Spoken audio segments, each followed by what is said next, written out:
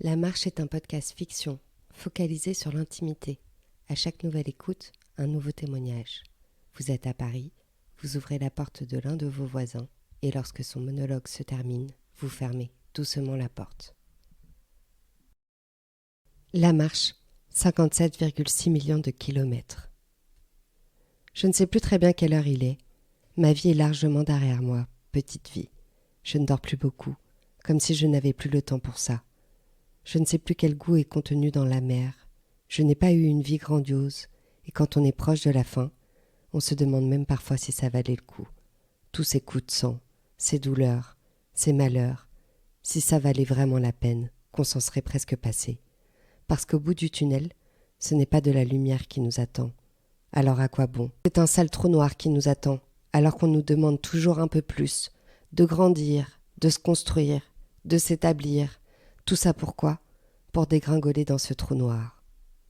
Ok, le soleil, et la mer, pourquoi pas. La jeunesse, ça pique encore, mais après. Mes os se sont courbés, comme si par le poids des années j'avais trop insisté à vivre. Prisonnière d'un mort, qui forçait sur ma gorge, à chaque anniversaire fêté, lorsque j'ai perdu mes batailles au fil de l'existence, quand j'ai perdu les autres, et puis lorsque je t'ai perdu toi. Mes paupières débordent. Elles dégueulent tout ce que j'ai vu d'injuste dans ma vie.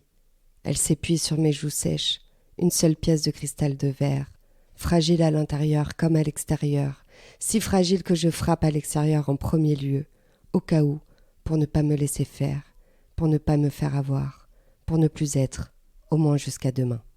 Ça rime à quoi de vieillir, lorsque nous passons le temps qui reste à se remémorer nos premiers moments, à quoi bon s'épuiser jusqu'à mourir, et parfois même en souffrant, l'accident et la chance des malheureux. Certes, nous n'avions pas un amour hors du commun. Nous étions dans une époque plus difficile. C'est ce qu'on aime à dire. Et ça, c'était déjà gagné, pour toi comme pour moi, de se croiser.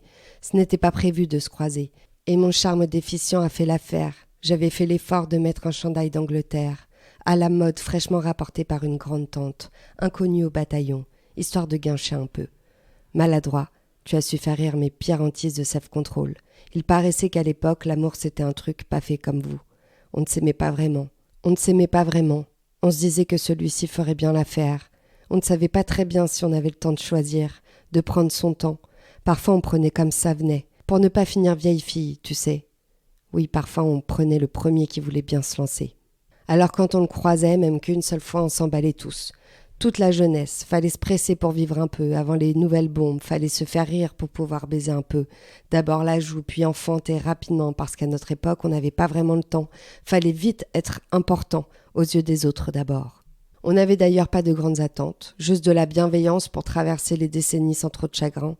Pour voyager, quand on s'est croisés, c'était comme un commun accord, qu'on ne voulait pas finir solo, qu'on ne voulait pas rester sur la touche, parce que nous aussi on voulait tenter la grande aventure. Alors on s'est entachés, bras dessous, sur les photos en papier d'Arménie, pour s'amouracher comme on pouvait. Je n'étais pas bonne en amour, j'étais pétrifiée, et j'avais froid. Le froid glacial d'un siècle, sans romance. Je n'étais pas frigide, mais c'était tout comme. Disons qu'on était des âmes avant d'être des corps. C'est ce que voulait l'époque. Parce que les gens, crois-moi, ils ont bien un avis sur tout. Qu'il faut être comme si, il faut croire ça. Si tu dégoupilles les règles, je t'explique pas ta réputation. Alors qu'au fond, je sais bien que les gens, ils s'en foutaient bien de ce que je pouvais dire, ou faire, ou devenir. J'étais misérablement inintéressante. Je ne me souviens même plus t'avoir dit je t'aime, même au dernier moment. Je ne me souviens plus si je t'aimais vraiment. Je me souviens plus de ton dernier souffle, si l'énorme sympathie et l'inquiétude qui t'englobaient n'étaient pas devenues notre simple lien. Quelque chose de simple. Je ne me souviens plus vraiment ce qui te plaisait chez moi, surtout dans nos 30 dernières années, si ce n'est pas l'habitude qui est finalement devenue chez toi. Je ne porte plus que des robes synthétiques, qui sèchent plus vite et faciles à enfiler car mes jambes sont gonflées. Mes yeux sont devenus gris. Mes yeux à moi qui étaient deux émeraudes au soleil sont devenus pâles de vieillesse avec une faible émotion. Je ne me souviens même plus si un jour j'ai été jolie pour les yeux. Ces yeux ne s'animent que pour rappeler l'avant, le goût de nos jeunesses, mes yeux qui ne parlent plus qu'au passé.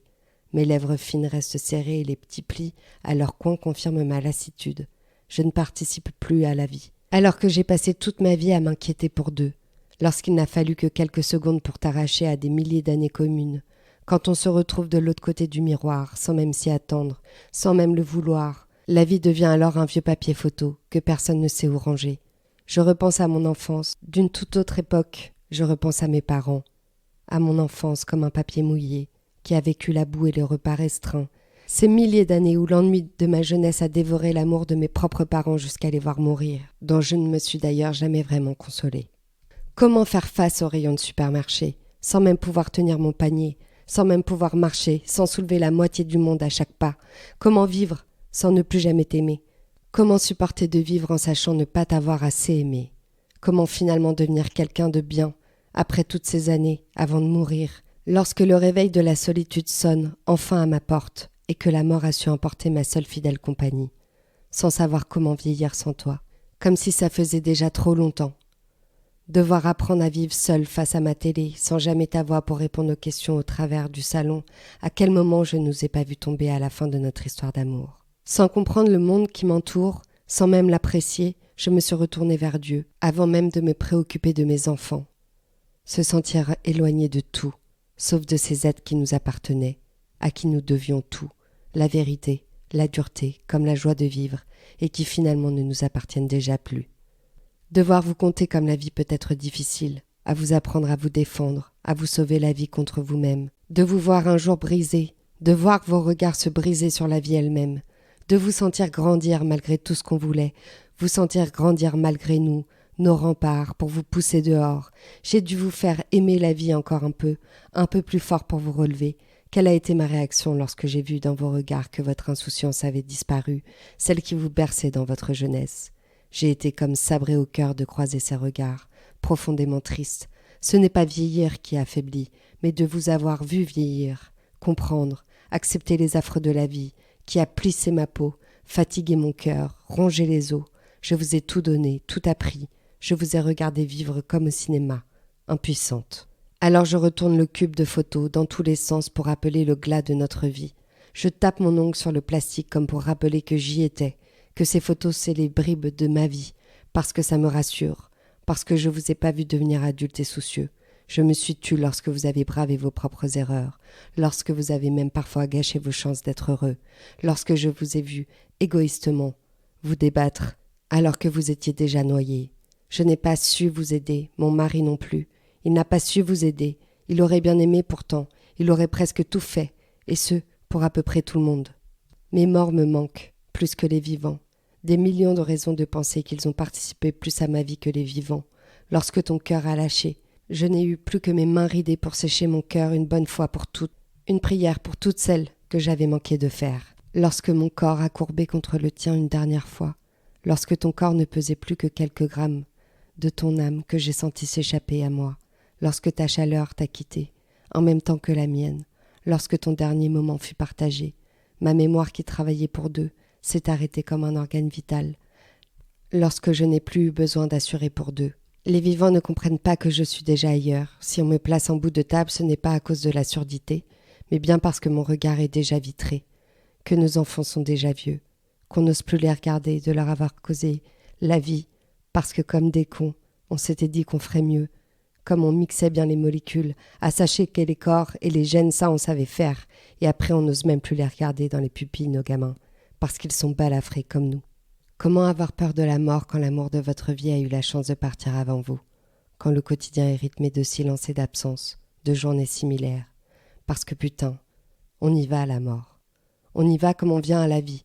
On vous pousse dans le toboggan, sans que vous ayez votre mot à dire. À quoi bon? À quoi bon quand 56,7 millions de kilomètres séparent Mars de la Terre, comme ma vieillesse et tendre amie, ma dernière amitié devant l'Éternel, sans honte ni passion, encore 56,7 millions de kilomètres avant de te retrouver.